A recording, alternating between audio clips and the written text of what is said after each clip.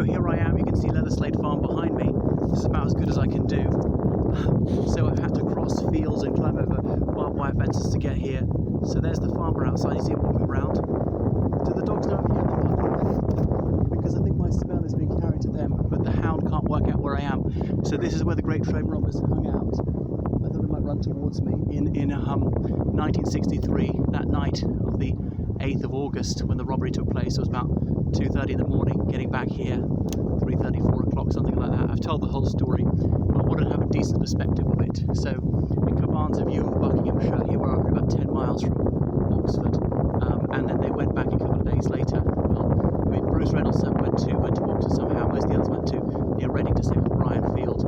So Bruce Reynolds and his mate, they then got the Green Line coach to London, and that was how they home. But you see, the police were trying to find them all over, some people searching them because they had another load of banknotes, questions will be asked, how do you get all this? I'm a bit afraid of these curs coming to savage me, because they're downwind of me. Anyway, so that's probably enough about Leatherslade Farm. I've told the whole story again, but I just wanted you to have a decent view of a fine looking house, quite spacious, but it's difficult to get into. If I go to a field round there, up at the hill, might have been a better view, an unimpeded view. So they bought it a few months earlier, and the police, the first thing they asked when they realised that it was hideout was, who owns it? Ooh, it was sold a few months ago. Who processed the sale? Brian Field, the solicitor's clerk. So they arrested him, came down to him like a ton of bricks. He panicked and dumped a bag full of banknotes in a nearby wood, which was found by a couple walking their dog some days later. And in this bag full of banknotes, they also found some sort of like a card from a hotel in Germany, and a name Mr. and Mrs. Field. And he'd been there in West Germany with his German wife a few months earlier. They arrested him, and they weren't too suspicious. They didn't act too suspicious. But said, by the way, did you go on holiday to Germany a few months ago? He said, yes, I did actually. So which hotel did you stay in? And he confirmed the name of the hotel. So then there was a very clear connection between him and the robbery, the banknotes, the process of the sale. But he wasn't a hardened criminal, so couldn't stand up to an aggressive interrogation, and eventually cracked under pressure and spilled the beans.